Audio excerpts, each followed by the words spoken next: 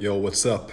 Let me go ahead and post this topic right here so you guys can see it. It's called Stop Being Thirsty. This is some Zadvice. All right, now I posted it. So if you're watching this on IG, you can see I just posted this and I pasted it in the little messages.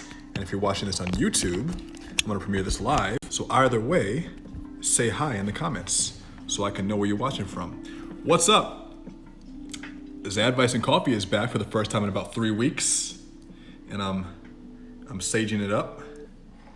And I got my coffee, and the lo-fi is just the right temperature. What's going on? Come in and say hey if you're on Instagram or YouTube. I want to hear from you. Let me button this up and get a little bit more proper. What's going on? Who we got in the house here? Richard, Fred, Noram, what's going on? Some Zadvice for you today, my friends. This came to me because I've been taking a few weeks off from doing content, and we all go through seasons and cycles. I go through intense periods of wanting to produce content, wanting to put stuff out publicly, and then I go through intense periods of working on the business. And of course you can do both at the same time, but energy at a certain point becomes finite, and it comes a time when you have to just choose where your energy is going to be. I've even deprioritized jiu-jitsu, deprioritized training for a bit, just to be able to actually do the work that I need to do. What's going on? Who's in the house? Who do we got in the house? Come in and say hey. Come in and say what's up. I can't see a live number, how many people are in here, but I can see people are joining this room. So for the last couple weeks, I've been just in my hole, in the cave, working on a few different projects. And if you're on my email list, you'll know what those are. If you want to get on the email list, alphamentorship.com/sign up. So anyway, all that to say that just a simple message for you today. Service providers, people who have clients and who do client work, stop being thirsty. Don't be thirsty. Here's what I mean. Whenever you want to work with a person, an individual, or business, it's a process of building a relationship. Getting to the point where you're working with someone or you're working with their business is always a relationship building process. Very rarely will you meet somebody and go from not knowing them or not having a relationship with them to them signing on the dotted line. They have to get to know you. They have to get to like you. They have to get to believe that you have the answer to whatever it is that they're dealing with. And they have to be able to build some trust with you over time. This is what's known as rapport. And when you're working with clients, especially the higher you go up the chain in terms of how much you're charging and what you're doing for them, the relationship becomes the most important aspect of working with someone. In fact, people will often make irrational decisions just because they like you and because they want to work with you. Even if your solution might not be as good as someone else's solution, if they know you and like you and trust you, that often overpowers sometimes even the logical component of signing on the dotted line. As service providers, oftentimes we want to work with someone so badly because we want to get money. We want to have our needs met, and we want to accelerate our business. And usually, for inexperienced service providers, what this does is it creates a very obvious feeling that you're giving off, that you are thirsty for the work, that you are thirsty for the business. What's up, John? And the potential client can sense that, period. And they can sense it in many different ways. The first way they can sense it is with you artificially moving up the timeline on your negotiations or your talks. If you're trying to immediately close somebody, it shows that you don't have security, or you don't feel confident in your ability to just provide and let the right people come to you. You're not a used car salesman here. I mean, maybe you are if you're watching this, but you're probably not. You're not a used car salesman. So because you have a service that you're providing, you should be looking to, first and foremost, be helping the people who are the best and perfect and right fit for you. And if you're rushing the process too much, your potential clients will be able to sense that. And even if they can't put their finger on it, they will be turned off. Give me some hearts, give me some likes, give me some comments if this resonates with you. If you're trying to push the envelope or you're trying to push the sales negotiation too quickly, they'll feel it. In every business, there is a sales cycle, and that sales cycle requires some knowledge, some foresight, and some patience. One of my friends who works with very high level, like Fortune 100 companies, the JP Morgans and the I'm trying to think of Goldman Sachs is one of his clients. Works with like really high level, like Fortune, that's probably like Fortune 50, really high level companies. And his sales cycle is like 18 months to 2 years. When he works with the companies, he's charging hundreds of thousands of dollars to come in and do corporate turnarounds and high level like executive training. And he's charging, $400,000 or $500,000 to do this work over a period of, 12 to 18 months where he's doing this work. But in order to get that contract, you don't just call on the phone and say, hey, are you ready to do the work now? Or you don't just send out a couple emails and have them submit their payment to you. It's going to take, months of getting to know these people, of getting to know who the decision makers are, of negotiating, of, creating the deal. And you have to understand that as a service provider.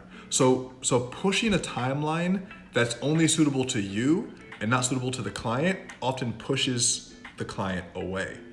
That's an example of being thirsty and pushing someone away. Another thing you gotta remember is that there's a big difference between being thirsty and being hungry. Hunger is great. Hunger is your relentless drive to continue to work on the business and work on your craft and wake up motivated and feel excited. And that's hunger for it. It's hunger for the game. Athletes are hungry, entrepreneurs are hungry, entertainers and creatives are hungry. They're hungry to do the work. Hunger is a positive, motivated, ambitious force. Thirst is a sense of lack. It's like if you're in a desert and you're dying of thirst, you'll do anything to get water. You don't want to give off the impression, or not even give off the impression, but you don't want to be in a position where you'll do anything to get a client. Why?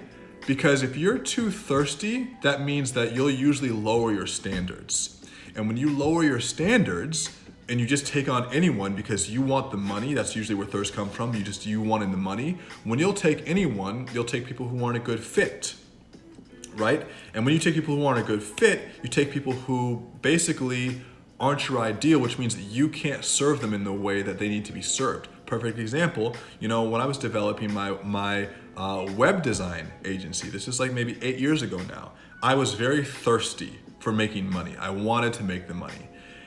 And because of that, I took on a lot of clients who weren't my ideal fit. And what that did was that, one, it made me take clients below the rates that I wanted, so I wasn't even happy or feeling respected with the rates I was charging. Two, I took on clients who were outside of my wheelhouse. Like I would look for clients, I would find clients who they needed me to build something on PHP, and I couldn't really do PHP, but I would take the client anyway, and then I would try to learn it. And it would put a lot of stress on me to learn something that wasn't in my wheelhouse already, and the work wouldn't be good, so they wouldn't be happy and I wouldn't be happy, and it would take way too long. So I was taking clients who weren't in my wheelhouse because I was thirsty. And it would also bog down my systems. When I would bring on team members to try to help, and then I wasn't aware of what clients needed because I was taking on the wrong types of clients, it wouldn't allow me to get the right team members to do the right things. And so I was just creating chaos just because I wanted to make money. That's what thirst does. It creates all this disorganization and chaos because you're so focused on making the money that you're not focused on serving the people you're trying to be serving, and you're not really focused on what your core strengths are, so you're just doing everything. Sometimes thirst can come in the form of you just offering too many products. If you're best, like one of my clients, she's really best at brand design, and she is a fantastic. In fact, she designed one of the brand packages for a company that I'm working on right now called Growth Inc. But she's great at brand design, okay? And for a while, her name is Jen, she was doing brand design, but she was also doing SEO and market research and web development and all these different services, because she thought, well, if I do more, I'll make more money because I have more opportunity to work with people. But what she was doing was she was bogging down her team, and she wasn't focusing on what she did best. So she was unhappy, her team was scattered, clients didn't really know where to place her, and it was chaotic. That's another form of thirst as well. Thirst comes from a scarcity perspective. And when you're scared that you won't be able to make money and you do anything and everything, it waters down your impact at what you're truly trying to do. Tantra Love says, everyone talk money, money, money. That's what matters the most. Money does matter and money is important, but you'll find that when that's your only focus, it lowers your ability to do your best work, because if you do your best work, the money will come. So it's not that you're not concerned about money, but you're coming at money from a position of, let me do my best work, knowing that when I satisfy my clients to a high level, they'll re-sign with me and they'll bring their friends. If you focus on only money first, it creates a situation where you don't care about doing your best work, you only care about the dollars, and that's a very short-term way of thinking, because if people aren't satisfied with the work because you're not doing your best work, they won't come back. The most money that you're gonna make is off of recurring clients or referrals. And if you can't secure that by doing your best work, then you're always gonna be looking for new clients. And if the new clients aren't happy, then they don't turn into recurring clients. See, it's always more expensive to go out and get new clients than it is to retain and get referrals. So it's short-term thinking. So being thirsty comes in a lot of different forms. But when you create that feeling with your prospective clients of needing the sale, it pushes them away. And this is something that I think that it takes time and it takes refinement in your approach to learn. But the most important thing you can remember is that coming from a position of service, literally, if you're a service provider, who is that service for? You're not serving yourself, you're serving other people. So when you're coming from a position of service, the question should be, what's best for the client? I'll put it like this. I had a sales call today with a client that I'm very interested in working with. This is a client who we've already done incredible work for. And for the last probably 2 or 3 months, my team has been talking to their team about taking it to the next level and doing some high-level enterprise work with their team of about 10 people. This is a multi-million-dollar organization, and we already have a great relationship with them, and we want to continue that relationship, and we want to do fantastic, incredible work for their team by developing systems for their team, by working on SOPs, by developing some team coherence, working on Scrum, all this stuff that we can do at the corporate level for them. And they talked to us today, and they said, we're almost there, but we're just not quite at the position where we want to bring you guys in yet, because we have a few things we need to get done on our end to make sure that we're prepared to hire you guys. And obviously we're charging pretty considerable rates for this type of work because it's intensive work. And I had to step back and say, okay, if I was advising you right now, which we've already worked with them in the past, I've already advised this CEO. So coming from as a friend and as an advisor, I had to say, you know what, that's the right position for you. Do we want to do the work? Absolutely. Do we know that we're going to do a great job? Absolutely. But for where you guys are right now, it's actually better for you to hold off. And we're going to circle back with you in Q2. Now, the thirsty position would be, oh, come on, you've got to work with us, and this is what you need, and we know that you can do this, and pushing and trying to make that sale, trying to close either way. And sometimes you'll get into a situation, and I know I've done this, or I've had some sort of hard close, where you just go in for the kill, and the person kind of feels backed into a corner or beat into a submission, or you have great objection answering skills, and you can get the sale. But oftentimes there's a a subtle resentment or a subtle apprehension, even when you make that sale, of the person having that buyer's remorse, or the person feeling like, just wasn't the right time, and feeling like they kind of got pushed into it. And you want to work with people who really want to work with you, so that the relationship is solely based on your performance and isn't coming from a position of them feeling like they got, strong armed. That's not the way to start a relationship, especially with an enterprise level client. So we had to put our needs aside and say, yeah, that's absolutely the right move for you, and we're going to circle back. And just know, and know that the conversation that we had wasn't a no on their end. It was this is what's going on with us. This is when it's going to look good for us. And, but we like what you guys have, and we'd like to, explore this. And just knowing that that's part of the sales cycle, and not being like, oh, they didn't sign with it. Like, that's business, and they have to make the best decision for them. And it's two people or two companies coming together to make that company better, especially if this is a business to business sale. In jiu-jitsu, there's this idea that, of course, you have your game plan and your moves, but your opponent has their own game plan and their own moves too. And so you have to allow for that. It's not just the you show. There are two companies or two people coming together to make a deal here. And both people should be getting what they want out of the deal, or most of what they want out of the deal, to make a fantastic transaction. Yes, obviously you want to do the work and you want to make the money, but obviously they have to feel protected, and they have to feel respected, and they have to feel like they're getting their end of it too. People need to feel secure and comfortable with you to transfer their money to you. So it's, you only acting from a perspective of what you want often creates the wrong impression for that prospective client and ruins the sale if you're pushing it in a way where it's too aggressive.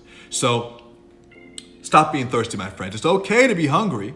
It's okay. In fact, you should be hungry, and you got to stoke that hunger. The Spartans said, hungry warriors fight better. And I believe that's true. But thirsty warriors, well, they'll die out there of thirst.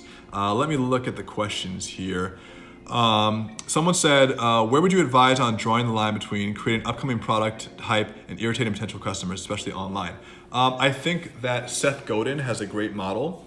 If you look at like Seth Godin, for instance, he has a style called permission-based marketing, which is very old school now. That book was written in 2000. This was a 20-year-old book almost. I think it was written in 2000. It's a 20-year-old book. And in permission marketing, the whole idea is let people come to you. You want to be a honey trap. You want to have something that people see and they say, I want that. There is a certain amount of marketing that goes into creating the gotta have it effect. So you want to be able to market to people to show them the best of what you have to offer. But I feel that the more you push in a sales situation, the more people resist. It's almost if you think about psychology, how much more persuasive is it when you create a conversation with someone and you present an idea in a way where they think the idea is theirs, okay? Noel Ram, the book is called Permission Marketing by Seth Godin. But when you work with someone and they agree to work with you, you want to present what it is you have to offer. You want to do your best at marketing what it is, and that the best that your marketing is going to revolve around three things. We call it AMO: avatar, marketing message, and offer. You want to target the right type of person. You want to have the right type of message, and you want to be offering the right product. But once those three things are taken care of, the pushing, you can step away from that and let people come to you. Sure, you can still spend money on advertising to them, you can still email them, but you don't want to be pushing so hard thinking that the pushing is what's going to make them buy, because it's not. If your avatar, your marketing message, and your offer are aligned, that's going to be like a dog whistle, not that the customers are dogs, but the effect of the dog whistle being that dogs can hear things at certain frequencies that other animals and humans can't. And if your avatar, marketing message, and offer, your ammo, is aligned, then the right person or the right company, depending on who you're selling to, if it's to a consumer or to a business, they will hear and they will be receptive to the offer because it's aligned for someone just like them. Case in point, one of the companies I'm working on right now, something that we're building that's new, is called Strength of Seduction. And what this is it's a company. It's basically a It's a relationship company that uses fitness as a way to build intimacy between couples, to improve communication, and also to get in shape. So it's a health and fitness company that uses relationships and fitness together combined to enhance relationships. And so you can look at strengthofseduction.com to learn more about what it looks like. But the way that's positioned, I mean, first of all, in our advertisements, we position it very clearly towards women. We say, here's a way to connect with your husband. So what is that doing? That's targeting women who are married. Not only that, and that's our avatar. Not only that, all of our, thanks Noel Ram, all of our marketing really has black people in it, okay? So we're not saying this is the product for black people, but the way that we're marketing it, it's pretty clear that this is our audience we're going after. So we have married black women, most of whom are in their, honestly, their mid-30s, and they have kids. So we're being very specific about our avatar. Our marketing message is want to connect with your husband, want to build more intimacy with your husband, So that's our marketing message. It's not even about the sex or about the fitness part. It's about the intimacy and the communication. And then the offer is, here's a program that can help. Okay? So we're very aligned and we're very clear about who we're talking to. We're not just saying, here's a fitness program. That's too generic. Avatar, marketing message, offer. That type of setup will attract the type of people who you're looking to talk to, and it will repel or just be invisible to the people that you don't want to work with. And so you don't really need to be thirsty when ammo was lined up, avatar, marketing message, offer, because the right people see it, So that's something to take into consideration. You don't need to be thirsty if your avatar, your marketing message, and your offer are on point. But you want to stay hungry. So anyway, that's my Zadvice for the day. Hope this was helpful for you. I'll look to see if there are any questions here. I'm trying to keep these a little bit shorter because it's easier for me to upload them to Instagram TV and to YouTube if they're not like 50 minutes long because my phone's being a dick. Let's see, who do we have in the house? Jay Malik, or it's either Malik or Malik, but Jay said, 18 months is a really good benchmark. Do you feel people make 1 to 2 year projections before actually playing the game, having time-tested proof of concept and market-tested KPIs? I feel that you have to test out your own sales cycle for your unique business. I feel like all sales cycles are different. What up, Ladriana? Adrian, or I guess just Adrian. I think all sales cycles are different. Usually the higher ticket or the more expensive your services are, the longer the sales cycle is. And then there are things that can cut down the sales cycle time. Like if you're coming from a referral, that'll usually cut down the sales cycle significantly because they already know kind of who you are and what you're about, and they have a positive reference to you. By the way, like this is the type of stuff that I work with my elite mentorship clients. So when I work with companies or people one-on-one who have businesses that they're looking to grow or expand, or they're looking to move past a plateau, I work with them one-on-one. I work with 3 to 5 people every 6 months. This is the type of stuff we work on. So for instance, I just decided to work with someone new this week. And this person is a referral from an existing client who is very, very happy with our work. And over the period of these last 4 or 5 months, this existing client has gotten incredible results. They've like doubled the revenue that they're making, but they also have a much deeper understanding of their business game, and they're evolving as a CEO. So this existing client had a conversation with this potential client, and he said, hey, you're working on your business. I think Daniel will be a really good asset for you. They had a conversation. This potential client emailed me and said, hey, I like what you're doing, and I talked to my friend, can we get on the phone? I didn't even reach out. He reached out to me, and then within 2 calls, we both decided to work together. Now that's a much shorter sales cycle than having to know someone for a long time and building that relationship, because there was already that trust built in from the referral. So you can shorten the sales cycle, but you have to be doing the work already. And that's why when you're focused on service and you're focused on really providing a great service for your clients, they're gonna go out and do some of that work for you, where they're just putting out good juju into the atmosphere. They're gonna talk about it. People are gonna come to you, and the money will come as a result of the relationship that you're building, right? So, let's see, Moses says, nowadays people want to go to clubbing and just wanna have sex. I'm looking to build a relationship with someone. Well, Strengthofseduction.com won't help you get a relationship, but if you're already in one, it'll help you build it and maintain it and grow it. Noel Ram says, I like the lengthy content, more tools. I'm just doing the best I can with being able to post this stuff online, man. Alpha Foresight Magazine, it ain't out yet, man. It ain't out. So much shit going on. But anyway, hope this was helpful for you guys. I'm gonna post this on IGTV. If you're watching this on YouTube, say what up and make sure you subscribe if you haven't already. Much love, my friend. If you want to talk to me directly, you can text me, okay? My number is +1 704 343 6659. That is my super phone. It's actually me.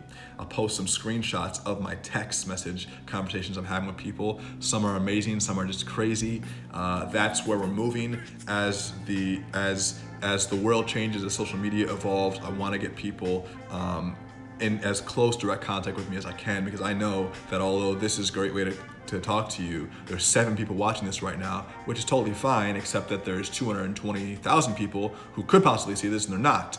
So the bandwidth of social media isn't what it used to be, and I'm ready to have that direct conversation with you. So anyway, you can hit me up at that number, +1 704 343 6659. That's where you can get in contact with me. Love you, much love. Hit me up if you want to chat. If you're interested in elite mentorship with me, alphammentorship.com/elite, where you can learn more about that. That's the last spiel I have for you today. I think I just pitched you everything. That's all I got. Much love, my friends. Talk to you soon. Peace.